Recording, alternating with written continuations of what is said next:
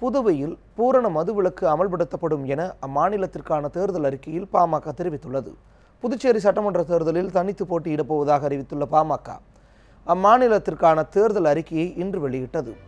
கட்சியின் பொதுச் செயலாளர் வடிவேல் ராவணன் இதனை வெளியிட்டார். அதில் புதுவையில் பூரண மதுவிலக்கு அமல்படுத்தப்படும், பெண்களுக்கென தனி தொழிற்பூங்கா அமைக்கப்படும், ஆரம்ப கல்வி முதல் உயர்கல்வி வரை இலவசமாக வழங்கப்படும் என்பன உள்ளிட்ட அறிவிப்புகள் இடம்பெற்றுள்ளன. தொழில் நிறுவனங்களில் பணிபுரியும் பெண்களின் பாதுகாப்பை கருத்தில் கொண்டு அவர்கள் இரவு நேரங்களில் பணியாற்ற தடை விதிக்கப்படும் எனவும் பாமக தெரிவித்துள்ளது.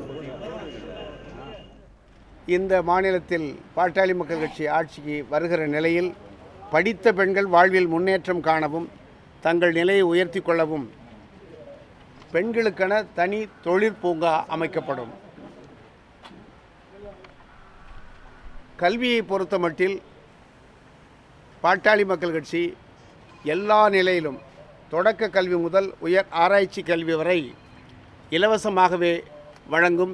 ஏழை எளிய நடுத்தர எல்லா மக்களுக்கும்